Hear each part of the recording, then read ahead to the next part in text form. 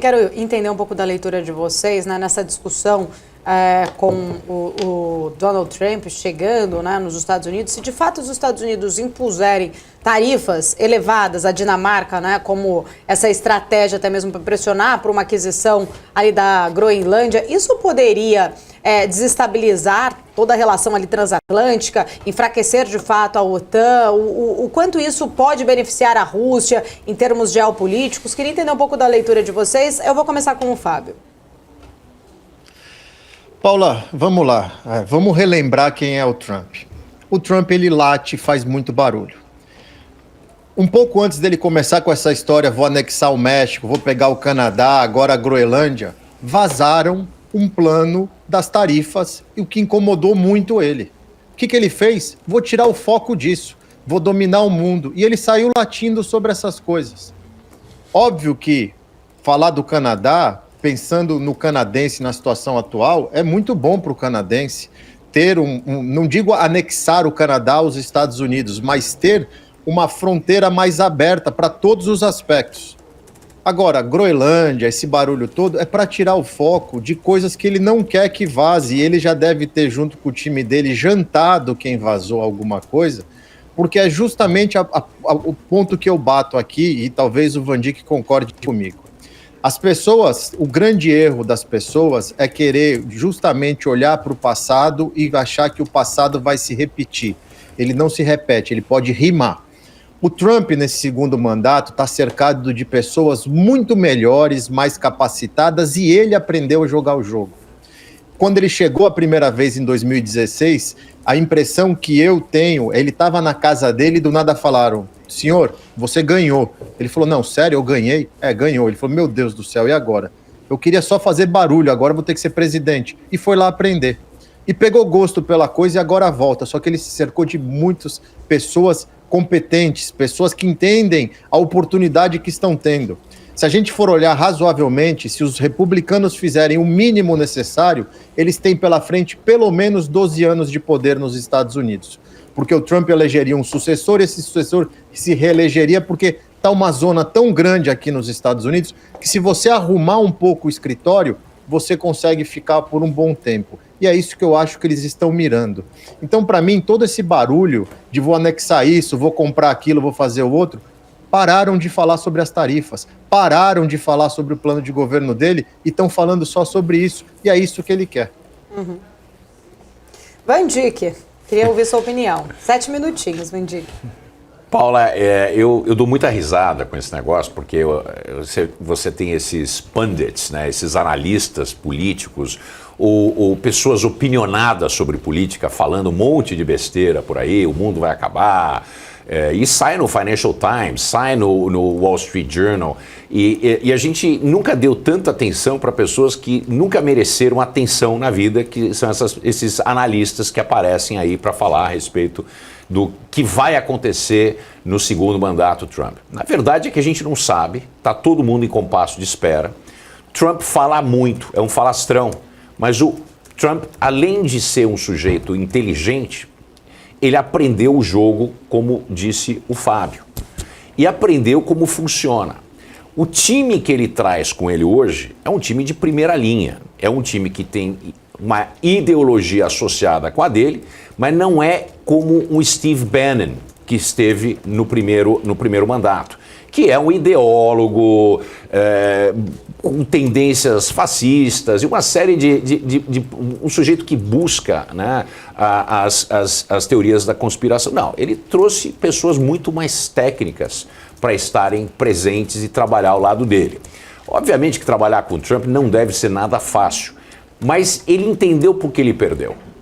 E como um empresário de muito sucesso, ninguém tem o sucesso que o Trump teve sendo uma pessoa burra, incapaz de aprender dos erros. Então eu acho que ele está dando risada, eu acho que ele está trocando o mundo inteiro. Não acho que é conveniente fazer o que ele está fazendo, não acho legal, não endosso isso, mas ele está tirando a atenção do grande problema dos Estados Unidos, que é a questão econômica, né? A economia vai muito bem, a inflação está meio grudenta, ela não baixa como precisa baixar, o mercado de trabalho está bombando, a economia está indo bem, Só que esse endividamento desenfreado tem uma série de problemas associados a isso e, obviamente, a grande preocupação nesse momento econômico é o fortalecimento do dólar, que vai impactar a exportação dos produtos americanos. Isso aí certamente é um produto, né, uma derivada desse posicionamento mais duro do Trump. O Trump, por enquanto, ele continua jogando para a plateia que elegeu ele.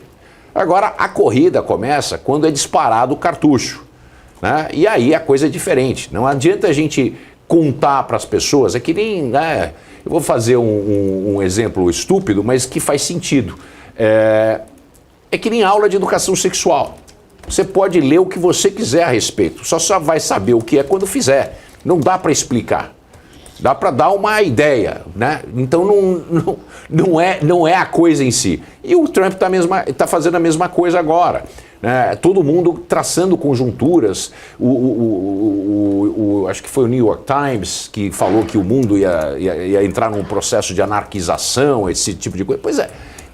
Não existe evidência que isso vai acontecer. Inclusive, no primeiro governo do Trump, não teve um processo de anarquização do mundo, que cada um corre. Os Estados Unidos continuou sendo o esteio, né, da economia global. A gente tem que lembrar que o seguinte, se não fosse pela Marinha Americana e a disposição de assegurar o mercado livre em todos os oceanos, isso é feito pela Marinha Americana, a gente não teria certeza que as coisas que a gente compra chegaria, a gente teria pirataria, como tem em algumas partes do mundo, né, que literalmente piratas que invadem o Estreito de Aden, os iemenitas, eles trabalham junto com os somalis e invadem embarcações com uma série de produtos sendo transportados. Isso seria a norma, não a exceção. Então os Estados Unidos é o esteio da economia global. Os Estados Unidos está lá como a maior economia global e é o país que mais consome no mundo. E isso dá um poder realmente bastante robusto para os Estados Unidos e para o Donald Trump. E ele vai fazer uso disso. Ele vai usar isso. Né? Especialmente porque nós temos um mundo que está se bipolarizando e existe uma banda, né, que o Lula gosta de se associar, que tem preferido, pelo menos da boca para fora, uma associação com a China.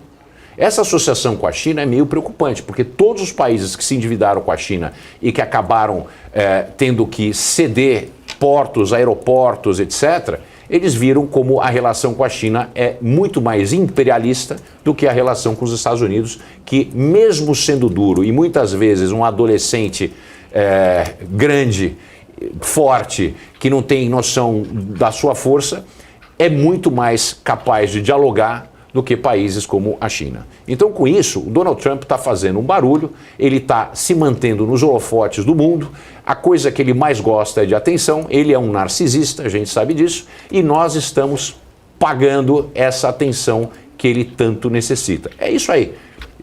A perspectiva é que no dia 20, quando ele pisar no chão da Casa Branca mais uma vez, a gente tenha uma proposta que é muito mais razoável. Ele não vai arriscar uma explosão de inflação nos Estados Unidos. Outra coisa, aumentar a tarifa na China, como a China é um país ditatorial e manda no Banco Central, o Xi tem demandado desvalorizações consecutivas do yuan para poder contrabalancear qualquer tipo de tarifa.